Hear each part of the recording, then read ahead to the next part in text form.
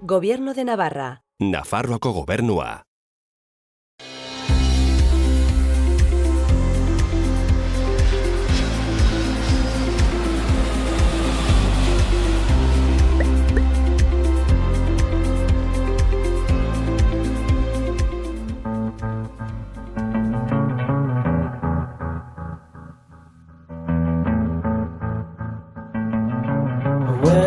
Out on the street today, the Canadian dream was as far away as it's ever been, as it's ever been.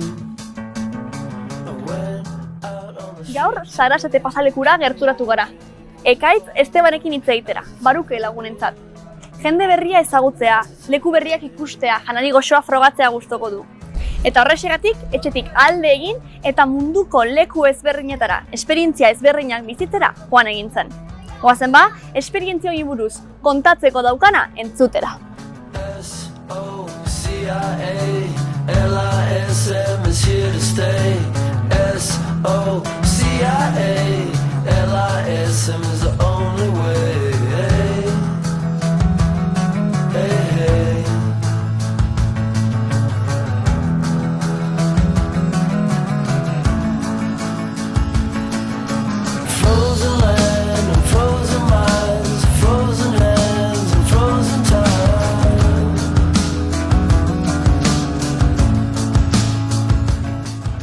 Pues arratsaldeon, Maruke, zer moduz? Oso ongi, arratsaldeon. Hemen Iruña, zure hiria da Iruña, ez? Hori da, bai. Errotxapea nire auzoa, Iruña nire hiria. Ah, baitu?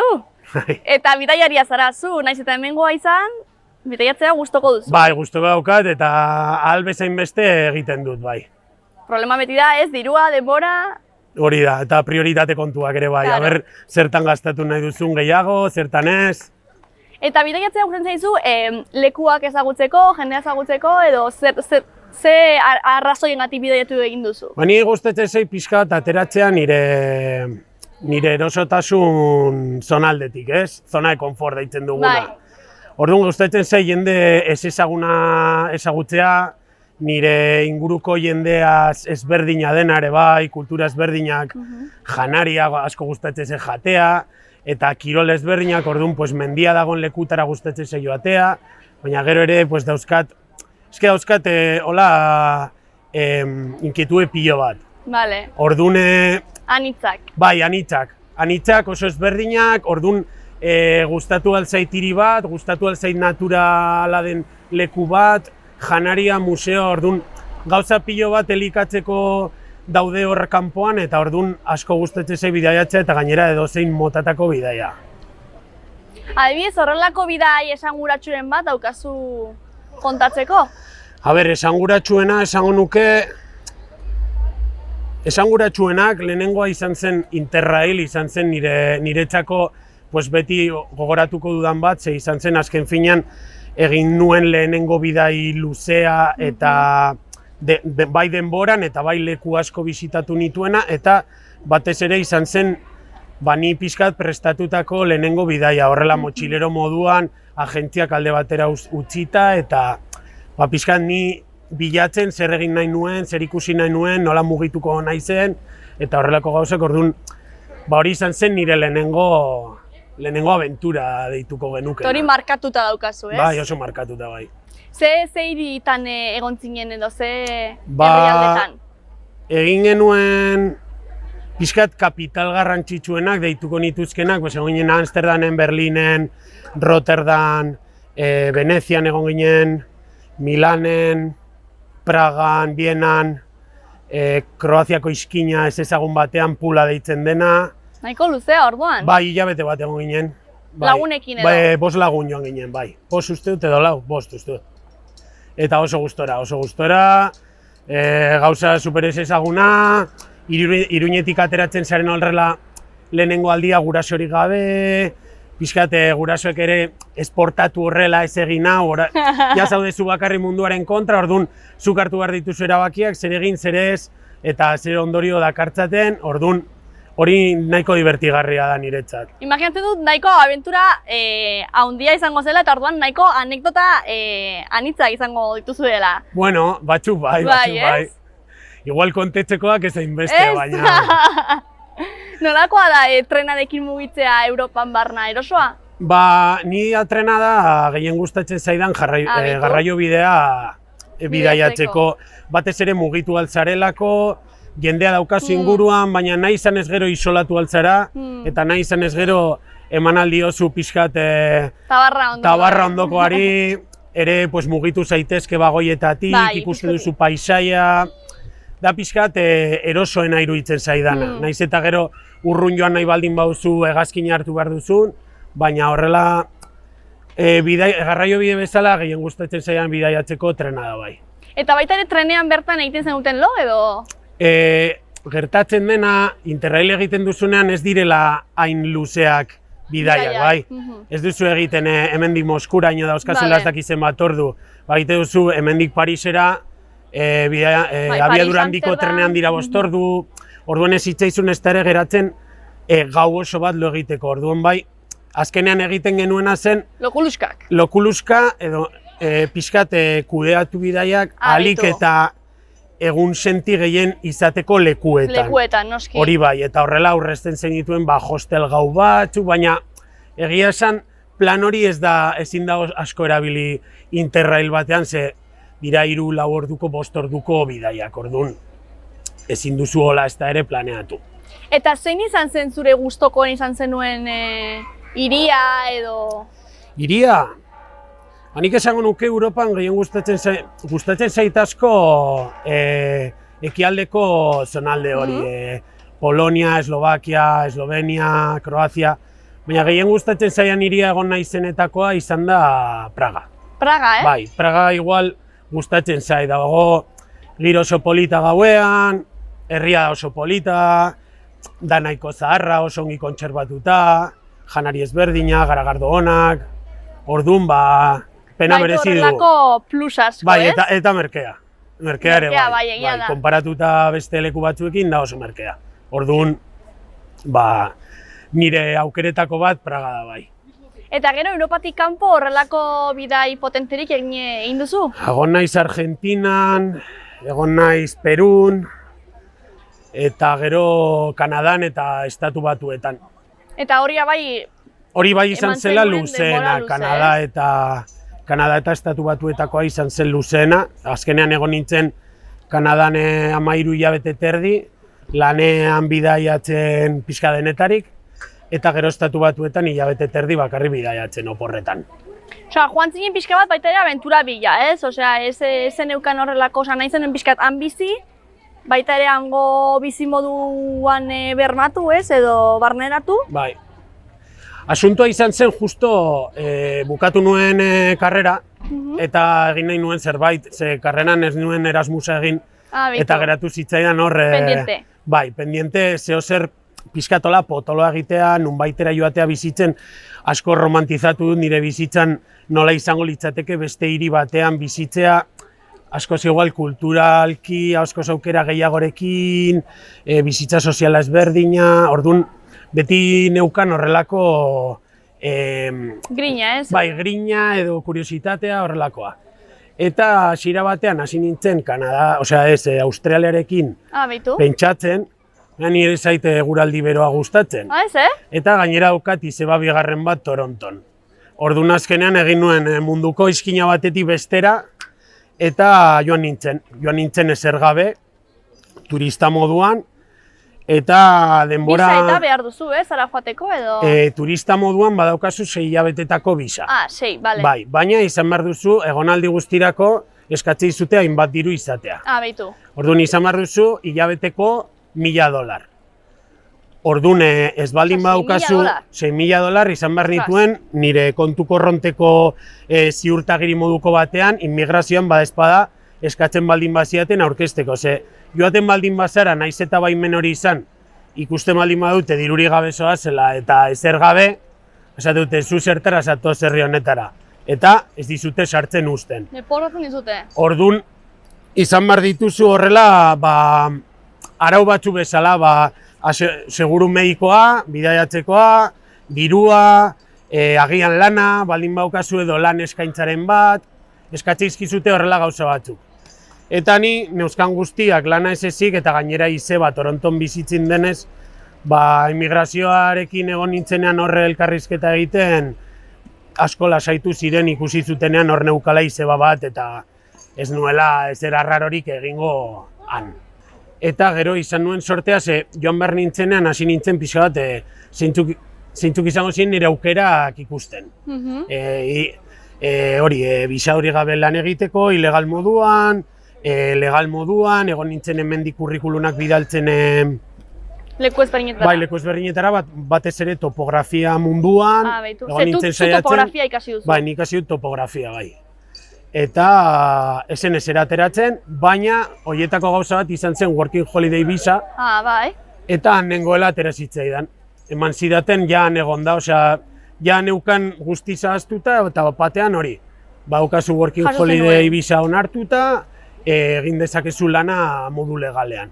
Orduan horrela aldatu zitzaidan. Lasaitasuna baita ere, ez? Alde batetik, ez? Horrek lasaitasun handia emateizu ze azken finean zaude jokoz kanpo, leku batean ez duzula ezagutzen eta saiatu behar duzu lana ilegal moduan lortzen, inungo sarerik gabe, inor ezagututa, orduan da nahiko egoera zaila eta arraroa eta ez da naturala. Orduan momentu horretan ja legalki egin nezaken lan, orduan ja zen rollo botako ditut kurrikulunak, egingo ditut dei batzuk, joan altzara hango lan zerbitzua den organismo horretara, orduan gauzak asko errazten zaizkizu.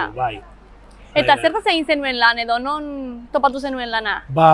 Egin nuen lan bi lekutan. Lehenengo lekua izan zen, deitzen triplantin, da zuhaitzak landatzen, orduan da maiatzatik uztaila bukaera arte, da denboraldia, orduan bidaltzen dituzte Kanadako gazte pilo bat, basoetara, bizitzera, eta zuhaitzak landatzera. Ke guai, basoan bizitzara. Bai, egon nintzen 3 hilabete basoan bizitzen kanpindenda batean. Kanpindenda batean? Bai. Eta eguraldia ze Kanadan nahiko gota handia egiten du, eh? Izan genuen hilabete bat osoa, iaia egunero euria.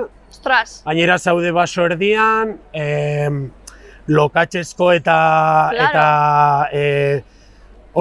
grabilazko bideak, ataskatzen ziren kamioiak, jarri barken izkien kateak, zure kanpindendako ingurunea pixkat prestatu behar zenuen horrelako euri zaparrak erortzen zirenerako. Egoera nahiko berezia eta kuriosa eta oso polita, bai. Polita eta batzutan baita ere igual deserosoa. Oso gogorra, baina niri hori gustatzen zait. Bai, eh? Niri gustatzen zaizkit desafioak.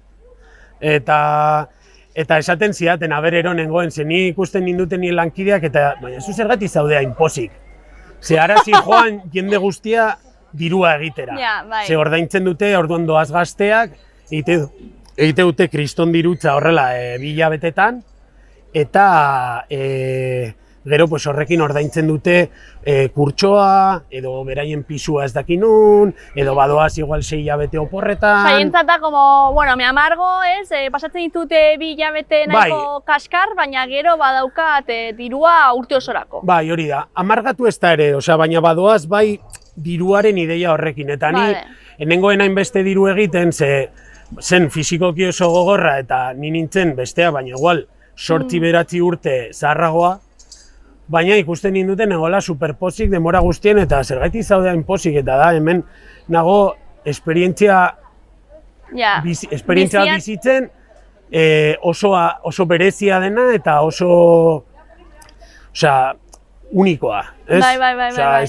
Bizitzan behin biziko duzun zerbait, hori da, normalean Working Holiday zeukatenak Kanadan, zeunen hor Toronto Pizza Hut batean lan egiten edo hotel batean gela garbitzen, ni nengoen basoan bizitzen, helikopteroak hartzen. Helikopteroak? Hartu nituen 2 helikoptero bai, azkenean baso hori da itsaso bat bezala. Orduan leku batzuetara llegatzeko, mugitu behar zinen helikopteroarekin. Orduan izan zen abentura bat. Sufrimendu askorekin, baina oso polita, bai. Eta kriston oroimen polita eta maitasun pilorekin oroitzen duten beti. Hitz egiten dudan jende guztiarekin, kontatzen dizkidanean gauza hauek da oso romantizatua. Bai. S-O-C-I-A, L-I-S-M is here to stay. S-O-C-I-A, L-I-S-M is the only way. Hey, hey.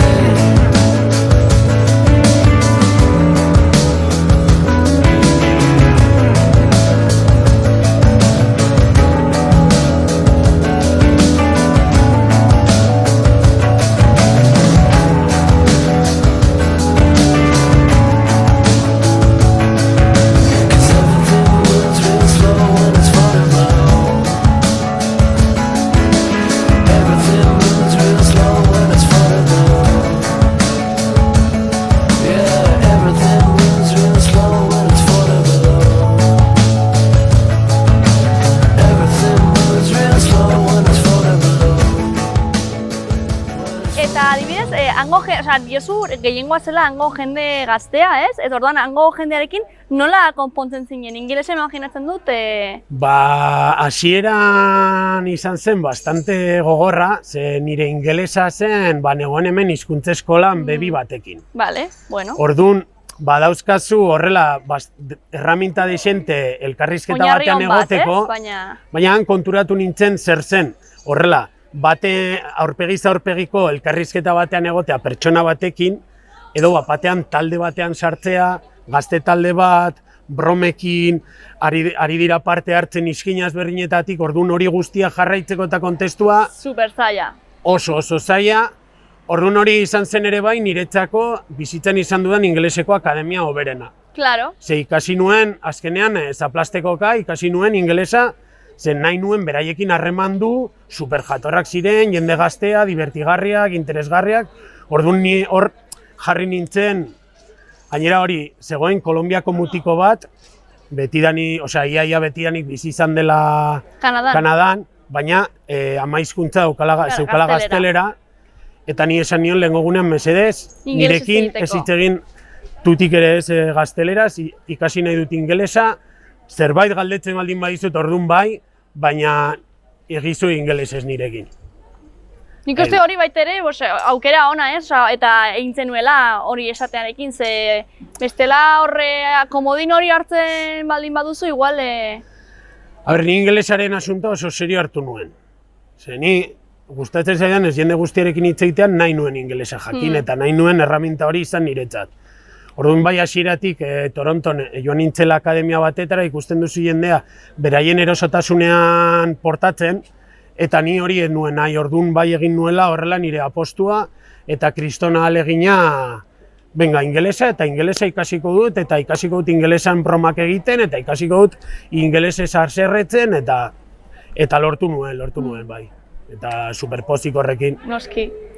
Etorri nintzenean onera, atera nuen zebata, Kanadari esker, ezen izan han liburuetan begiratu nuen, edo hizkuntza eskola, edo irakasleak. Ezan murgildu zinelako ez, eta benetan ikasi zenuelako hizkuntza... Bai, hala izan zen. Eta gero, bigarren lan hori nolakoa izan zen? Bigarren lana izan zen hotel batean. Baitu? Justo badago zonalde txiki bat, Vancouverreko Irlan, dela surfa egiteko zonalde famatua Kanadan. Zonalde bakarra egia esan. Pazifikoko itsaso ematen dio, latu onak dauzka, eta esan nuen, ikasi nahi dut surfa egiten, joango naiz hilabete pare bat. Eta joan nintzen zonalde horretara, ikusi nuen nolakoa zen lekua, eta lekua esan merezi du pila bat. Deitze da Pacific Rim, da parke nazional bat bezala, eta da, hori, mendebaldeko itsasoa etortzen zaio hostiak ematera ez dakizen bat urtez, orduan da guztia horrela apurtua, baia pilo batekin, baleak, otxoak, hartzak, baleak eta... pumak, nola dira, itsaslehoiak, fauna pilo bat, nola dira, arrano buruzoiak ere bai, burua txuria daukaten horiek, orduan lekua dela, heltzen da basoa itsasoraino, ez daude eraikin handiak, ez da gu ezagutzen dugun hondartza turismoa han ez da existitzen. Han dagoen turismoa... Itxasoa da surfeatzeko, baina ez hondartzan egoteko. Ez, ura superotza... Hori da. Urtean zehar egiten duen gehiengoa da euri pilo bat, eta jendea joaten da, udan pixkat egotera eguraldi hori ona aprobetxatzeko, baina joaten dira trekin egitera, itxaso ekaitzak ikustera, eta animaliak ikustera eta surfa egitera. Hori da guztia, ez doa zola hondartzan botata egotera ez, hor joaten den jendea doa oinez ibiltzera, nahiko arrotza denez ez eguraldia, hori, ematen izu naturaldetik kriston lekua, baina baita ere hori turismo gutxi eta hori. Bai, turismo da murriztua, azkenean da turismo aktiboa esaten dena. Ez da hor botata egoteko, bai dauzkazula zure hoteltxoak kristone jatetxearekin orduan esertzen zara jatetxean eta egiten duzuna da olatuak ikusi, itxasoa, nola datorra haizea, nola datozen olatuak, nire hotelean adibidez, zeukaten hor jatetxea guztia, zegoen pentsatua beti hondartza ikusteu. Eta nire hondartza horretan, Cox Bayen, zen kuriosa, ze joaten ziren erreskate egiten dutenak, guardakostaz, joaten ziren hor entrenatzera itxasontziarekin. Horren bapatean zeuden lanean eta ikusten zenuen hor, baia erdian, kristonolatuekin eta itxasontzi bat hor saltoak egiten eta aguantatzen posizioa eta horrela beraien entrenamendua egiten edo dena delakoa. Horren zen bastante ikusgarria, interesgarria, polita, bai. Eta horrego nintzen 7 hilabete lanean hotel horretan, eta bizitzen hotelean bertan langileentzako konplejo batean, bai. Eta zer dela eta gero esan zenuen, onaino nire abentura eta bueltatzen naiz Irunera? Bukatzen zitzaidan Working Holiday visa, eta orduan ja hasi behar nintzen pixkat berriz egoera zail batean lana bilatzen, eta ja neukan ere gogoa etxera bueltatzeko lagunak, hemengo janaria, hemengo parrandak, orduan esan nuen utzi nuen lana, eta egin nuen nire buruari egin nion oparia eta izan zen Estatu Batuetako bidai hori. Egia da, noski, nola joan zinen? Egin nuen kostaldetik kostaldera, justo Kanadako mugatik gertu, eta Olympic Peninsulatik New Yorkera ino. Justo hori, Pazifikotik Atlantikora egin nuen. Horre geldialdi ezberdinak egiten, Chicago, Nueva York, Seattle... Eta bakarrik? Bai, bakarrik. Ni motxila eta... Zer moduz bakarrik bidaiatzearena edo... Ni gustatzen zait asko, baina Estatu Batuak eta Kanada ez dago pentsatuta kotxea ez daukaten pertsonentzako. Garraio bide publikoak oso murritzak dira, ez dago eskaintza handia, leku batzuetara heltzeko oso zaila da, orduan horri izan nituen komeria batzuk aurrera ateratzeko nire plana. Zer egiten zenuen, autostop edo...? Tokatu zitzaidan autostopa egitea, eta gero gehiengo autobusak hartu nituen, baina karo, autobusak bada autobus bat zeharkatzen duena kontinente guztia, eta gunean behin pasatzen da leku guztietatik. Tokatu alzaizu izatea goizeko 12an, baina tokatu alzaizu izatea gauerdian, ordu 2an. Ostras. Orduan... Claro, depende non zauden, Claro, ateratzen da ordu batean izkina batetik eta joaten da gelditzen, tokatzen saionean. Orduan, karo, ez da hemen ezagutzen duguna bezala, daukazula bate goizeko 10etan, gero beste bat 12an, eta gero beste bat arratsaldean Gasteizera joateko adibidez. Hanez, gainera egin behar dituzu, ez dakizen bat ordu hor. Claro, ez da ordu terdiko bidai bat, da 8, 10, 15. Kanada zeharkatu nuenean, ez nuen osoa zeharkatu, baina eman nituen 3 egun eta 10 ordu autobusean. Orduan, jarraian. Bai, más o menos jarraian, bai gelditzen zinela, 20 minutu hemen, gero urrengoan igual 2 ordu, baina hori, ganorazko lori gabe, ganorazko janariri gabe, bastante gogorra, 3 egun eta 10 ordu, azkenengo egunean ja neuzkan kableak gurutzatuta, eta ja, postura Behartzen ezin ja, hartu ja. hor autobusean, bastante gogorra, bai. Errepikatzeko modukoa? Bai. Baina kotxe batekin. Bai. Kotxe edo furgoneta igual. Furgoneta asko zobeto, ez? Ja, hor daukazu. A ber, egiteko. egia esan, nirekin harremanetan jarri den jendea ondoren joan Hara izan joateko? direnak edo joateko intentsuarekin zeudenak, bai gomendatu diedala Kotxearena. garraio bat. Egin inbertsio hori hasieratik, aurrezten duzu garraioetako Dirua? dirua, ze gainera ez da merkea, autobus hartzea, badirudi merkea izango dela eta ez da merkea. Osea, zeharkatzeko Kanada igual ziren $300 autobus batean. Orduan, ez dizu, ez da ere esaten duzu, bueno, aurrezteu dirua, ez duzu aurrezten. Autobusean zoa, supergaizki, deseroso, gainera ezin zara gelditu nahi duzun lekutan, eta... Eta irabazten duzu denbora, baita ere hori super garrantzitsua dela, ez, bidaiatzerakoan. Bai, batez, bueno, denbora luzean baldin bazaude, ez baldin bada horrela hilabete bat, ez da hain garrantzitsua. Baina bai egia dela, igual, ez dakit nola hemen Nafarroko adibide bat jarrita, ez dakit nola esan, hemendik eta Donostira joan nahi baldin baduzu, agian begiratu dituzu gauzak eta geratu nahi duzu baztanen herritxo batean, igo nahi duzu mendi bat, joan nahi duzu ez dakize aktibitate egitera, eta orduan nango autobusek ez dizute hori eskaintzen. Basoaz, Iruñetik Donostira eta erdiko gauzak ez dira existitzen. Orduan oso zaila da mugitzea ez baldin basoaz hiritik hirira.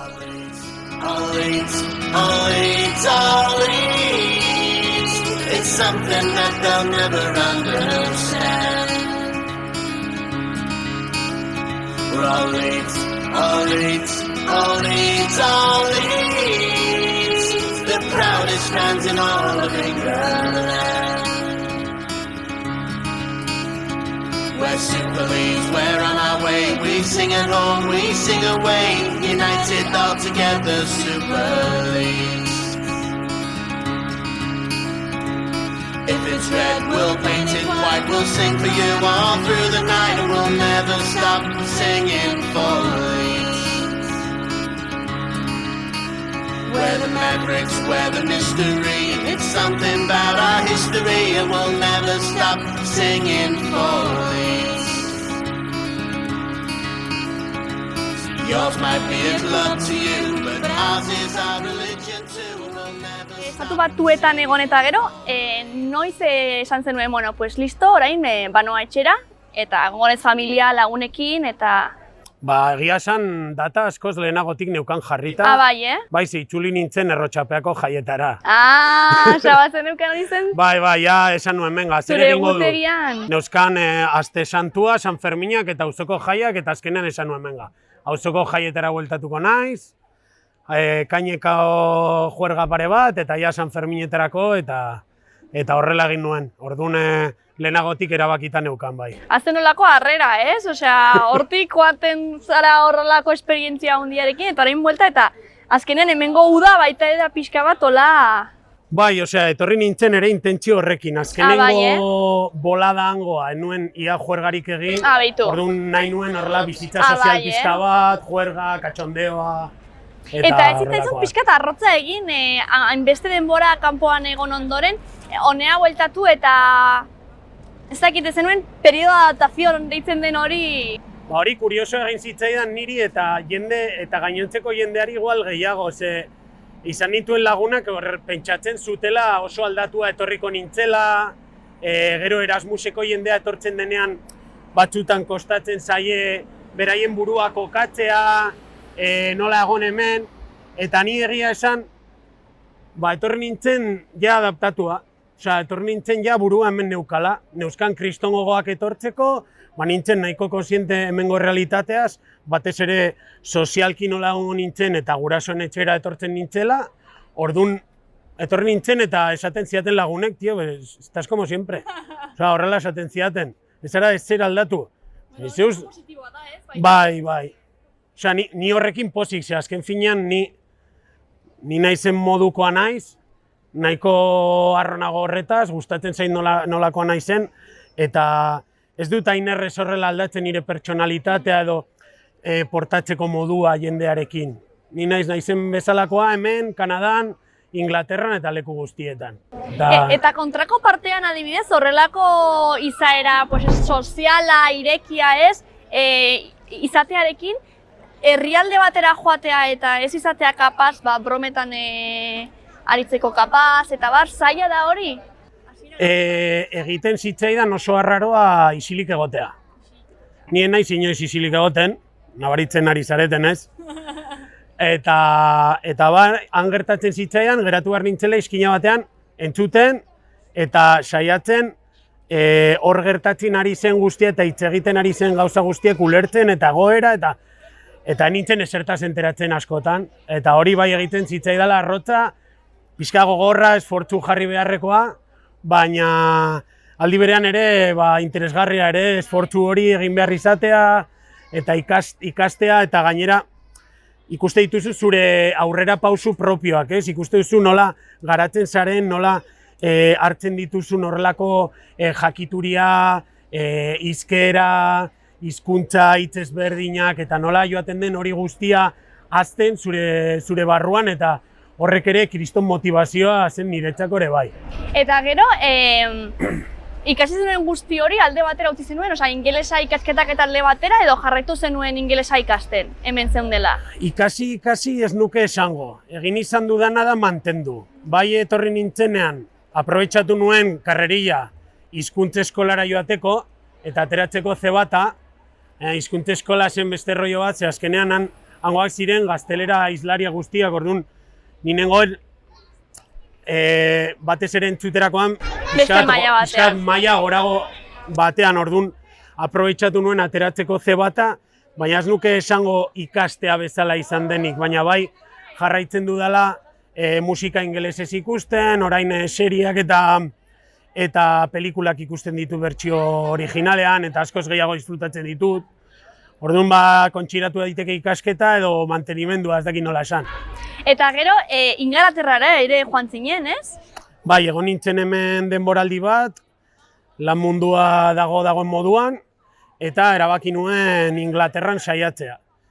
Eta atera zitzaidan lan elkarrizketa bat ikasi dudanarekin, topografia munduan, eta joan nintzen egitera elkarrizketa hori, aber ze gertatzen zen. Erabaki behar izan nuen gainera horrela, momentutxo batean joaten nintzela, eta joan nintzen Leedsera. Topografiako elkarrizketa hori egitera, eta zer gehiago jakin gabe. Oso ezberdina da Leeds estatu batuak edo Kanadarekin konparatuta? Aber, ikusten dira kutsu, nola esaten da, anglo-saxoiak, ikusten dira kutsu horiek, leku guztietan, jaten duten zerri bazka, ingelesak importatu dute estatu batuetara. Azkenean natibo amerikano guztiak egin zuten hor beraien genozidio eta beraien janaria, beraien kultura importatu zuten, baina han garatu da modu ezberdin batean. Orduan gauza batzuk bai, beste gauza batzuk ez, nabaritzen da Inglaterrako kultura dela zaharragoa. Zaharragoa, dauka historia gehiago, hizkuntzan nabaritzen dira ezberdintasunak lurraldeen arabera, hemen euskararekin gertatzen den bezala, edo espainolarekin gertatzen den bezala, ez dugu hitz egiten berdina hemen edo Lekitxon, ez dute berdina hitz egiten Leedsen edo Manchesterren. Estatu batuetan hitz egite dute berdina New Yorken eta Seattleen, eta haude 5.000 kilometro tartean, o 4.000. Orduan haude gauza batzuk nahiko antzekoak direla, portatzeko moduan, alkohola edateko moduan, jateko moduan, baina gero beste gauza batzuk oso ezberdinak. Alkohol asko edaten dutean? Alkohol asko edaten dutean, eta edaten dute modu ezberdinan esango nuke. Hemen nola edaten dugu? Hemen ari gara sozializatzen eta bitartean edaten dugu.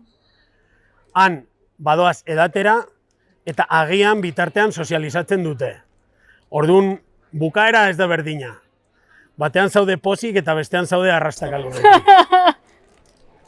Eta gainera kantitateak ere dira nahiko handiak, ez? Hemen garagardo batena, handena, litro erdiko garagardo bat. Pintak dira, bai. Baina, bueno, ere graduak dira gutxiago, osea, ez da impotentea. Adibidez, Belgikako garagardoa daukate 6-8 gradu, hemengo normalak San Miguel eta horiek daukate bost, agian 6, gehiago bost, eta hangoak, pues igual 3,5, 4,5, zegoen abaniko handia, egia esan, baina bai, oso ezberdina. Eta hangoan zinen lanera, orduan imaginatzen dut, baita ere, hango egoera edo hango esperientzia oso ezberdina izango zela, ez? Bai, azken finean Inglaterran egon nintzen leku batean geldirik. Egon nintzen Leedsen, dela ez hiria bakarrik, baizik eta bueno, inguruan daukan guztia dira 900.000 biztanle inguru, eta gainera Inglaterrako arkitektura kontuan hartuta, badirela 2 pisuko familia batentzako eraikinak, imaginatu dezakezue nolako hektarea pila hartzen zituen hiri horrek. Auzo guztia kontutan hartuta eta bazen oso zabala. Bai, hemen dira asko, hemen ditugu asko pisuak, ez? Pues lauko pisuak, 5 edo incluso gehiago, baina han guztiak dira etxetxoak, ez? Edo... Bai, han tradizionalki bizitzeko modua izan da bakoitzak bere etxea, orduan zentzu horretan ere gizartea garatzen da modu ezberdinean. Individualistagoa, ni nire familiarekin, nire lagunekin, baina bizilagunekin ez dute hainbeste konpartitzen, orduan da ezberdina. Eta orain modan jartzen ari dena, eta Estatu Batuetan eta Kanadan ere bai, da apartamentu eraikinak, egiten dituzte hiri zentroetatik gertuago, egiten dituzte biztanle guztientzako zerbitzuekin, igual daukazu zure apartamentu, baina daukazu gimnasio bat, daukazu igual norbaiten urtebetetzea ospatzeko zona komun bat, sukalde batekin, eta hori ari da modan jartzen, eta gainera da oso garestia. Orduan, dauzkazu tradizionalak, eta gero berri horiek, baina berri horiek oraindik daude oso gutxi. Eta hango adibidez, giroa edo kaleetan, eta nolakoa da, edo... Hemen kaleak oso biziak dira, hemen bertan ikusi dezakegu, ez? Gaur da astelena eta hau jendez gainezka dago. Bai, jende asko hemen, nik ikusten nuen hango giroa definitzeko modu, ez dakit, zuzenena izango litzateke gentrifikazioaren adibidea. Osea, zu bazoaz Leedseko zentrora eta zentro komerzial bat. Ez da jendea bizitzen, kale guztiak daude katez beteta, H&M, ez dakizema flurri egiten dutena, McDonald's, arropak, zentro guztia. Eta hainbat negozio. Ofizinak ez dakizer, baina gehiengoa da zentro komerzial moduko bat. Orduan, dagoen jende hori guztia, dago kontsumitzen, ez dago paseoan. Bai dago paseoan, baina erosiko ditut zapatila batzuk, erosiko dut ez dakizer, hori zentroa. Eta gero dago gainontzeko guztia. Eta gainontzeko guztia dira auzo ikaragarri handiak, dauzkatenak 2-3 kale nagusi, eta kale nagusi horietan dago eramateko janaria. Afganoak, kebapak, indio pila bat, txinatarrak edo dena delakoa, orduan dauzkazu takeaway horiek, eta bestela tabernaren bat. Eta listo, ez dago gehiagorik. Orduan, karo, jende hori ez da elkartzen beraien artean. Nora doaz? Zentrura. Zentrura zertara doaz? Kontsumitzera. Orduan, konsumo horretik aparte eta parke berdeetan egiten den bizitzaz aparte, dago taberna. Eta horren inguruan bai dagola kriston kultura, ez dakit aberatsa izango nukeen, baina nahiko garatua eta konplexua. Pabaren inguruko kultura hori. Igual baitere klimak ere laguntzen du, ez, hortara.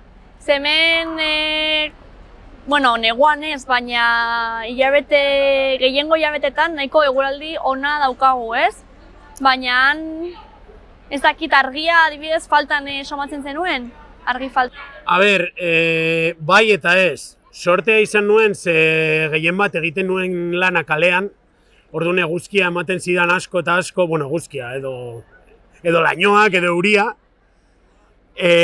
Baina bai egia da, joaten nintzela lanera, goizeko 7:00, eta zegoen ia urte osoa ilun, eta ateratzen nintzen lanetik 4:00, eta pixka gutxiago, baina ez dakit, urritik apirila arte ilun. Orduan, pixka tristura hori bai, ateratzen zara lanetik, jaz dauzkazu eguzki orduak, zer egingo dut. Tabernara joan, zerbait erostera, edo etxeran telebista ikustera. Zentzu horretan pixka mugatua egin altzen nituen gauzak. Ez baldin bazen nituen kirol espezifikoak egiten, orduan bai. Eta orduan baita ere, jendea ezagutzeko ere aukera murrizten ziren, ez? Bai. Lanetik aparte? Ni adibidez egiten nuen boxeoa, baina guztia ziren ni baino askoz gazteagoak. Eta ziren Litzeko auzo txiro bateko jendea. Orduan ez geneukan ez da ere ezer komunean. Ni oso ongi konpontzen nintzen beraiekin, baina ere nintzen arrotza beraientzat. Orduan ez da ere ez genuen asko sakondu. Eta gero gainontzeko lekutan badauzkate beraien zirkuluak, baina hor zure muturra sartzea ez da inerraza. Eta bai dago sozializatzeko modu bat gustatzen zaidana, baina gero ez duela ia inoiz inora eramaten. Eta da pubeko sozializatzeko moduan. Zu esertzen zara pub batean, eta 5 minututa gero baukazu ez ezagun bat zurekin hitz egiten. Edo zer gauzataz. Super jatorra, oso apala, ez dakit nola esan, lagun moduko elkarrizketa badaukazu, baina Horretan geratzen da, ez? Hor geratzen da. Geratzen da pubeko ratutxo horretan. Gero ez doa inora. Orduan, bai, zailtasunak. Azkenean, ni ikusi dudana da, bidaiatzen zaudenean edo etxetik kanpo zaudenean, bilatzen duzu identifikatzeko erraz diren pertsonak, horregatik hemen ikusten ditugu latinoak latinoekin, txinatarrak txinatarrekin, segu kanpora goazenean egiten dugu berdin-berdina, zuzoaz Litzera edo Londresera eta espainolak espainolekin. Eta hori da ikusten duzuna. Orduan, talde horiek apurtzen direnean, da guztiak bidaiariak direnean. Bat datorre Australiatik, bestea Zelanda berritik, bestea Latinoamerikatik, eta bapatean... Guztia haude egoera berberean. Bapatean, bai, lurreratzen dira leku Sarerik gabe? Inongo sarerik gabe eta elkartzen zara beraiekin. Baina bestela, zaila. Oso zaila egitea horrela zirkulu sozial bat pixkat ezberdina. Eta lokala. Nahiko ezberdinak, ez esperientziak orduan Kanadakoa, Estatu Batuetakoa eta... Bai, azkenean, eta Ingalaterrakoa. batean egon nintzen pixka bat hemen, gero beste leku batean, gero beste lana, gero lan egin gabe diru pila bat gastatzen, hemen joan nintzen nire ni lanbidean esperientzia hartzera, eta alnuen bezain beste hasitzen nire ezagupenetan eta kurrikulunean, eta hori zen nire helburua azkenean. Ez nintzen joan abentura bat egitera. Azkenean bueltatu zinen ze... Azkenean bueltatu nintzen... Balantza edo... Egin nuen balantza bai, nire bizitza edo nire lanbidea. Eta jarri nuen nire bizitzea. Ze azkenean, heltzen ziren asteburuak edo denbora libra neukanen, da ia nengoen itxaroten urrengo eguneko lanorduak heltzera askoz gehiago divertitzen nintzelako. Eta heldu zen momentu bat esan nuela oso tristea da. Osea, ni bizitza niretzat da divertitzeko... Bizi lan egiteko edo lan bizitzeko, ez? Hori da, ni lana da pixka dirua lortzeko, gero bizi ahal izateko, eta nire bizitza da, nire helburua horrela nagusiena da ondo pasatzea bizitzan eta zoriontsu izatea, eta han ez nengoen lortzen ari. Orduan, erabaki nuen bueltatzea. Orduan, imaginatzen dut Ingalaterrara ez zarela bueltatuko. Oporretan bai, eta garagardo eratea noski baiet. Eta bisitatu ditut leku polit asko eta asko. Zein izan da horrela lekurik politena edo interesgarria? Ni bizitzen nengoen zonalde horretan, kostaldea esango nuke. Yorkshireko kostaldea, kantiladuak, herri polit batzuk, batez ere Whitby gustatzen zitzaidan. Hori da oso polita, dago itsasoko sarrera batean, akantiladuak aldeetan, olatu pilo bat, eta gero bestela Eskozia. Hiri bezala, lehen esan dut Praga, gustatu izan zitzaidala, orain Edimburgo badago ere rankin horretan. Edimburgo da oso polita eta asko gustatu zitzaidan bai. Ba oso ondo, eta orain planak, zein dira zure planak edo hemen Iruñan? Ba, Ondo pasatzea eta ondo zoriontsu pasatzea, izatea. lagunekin egon, ari naiz aprobetxatzen lagunekin egotea batez ere, afariak ongi jan, Bai, ze hango hemen kriston janaria, zortea daukagu. ba hori, eta pixkatan identifikatu nituen, faltan botatzen nituen gauza guzti horiek, elikatu eta elikatu. Orduan, ba oso gustora nago hemen, ez dut alde egingo nik uste ja bizitza osoan, Bai, oporretara noski baiet, opor luzeak ere bai, baina lan egin eta bizi, errotxapean. Oso ondo. Oso ondo, Baruke, ba, mila esker. Ez horregatik, placer bat. Ba, bai, egonen gara. Zongi. Out on the street today, the Canadian dream was so far away. I went out on the street today, the Canadian dream was so far away. SOCIA, LISM is here to stay. SOCIA, LISM is the only way.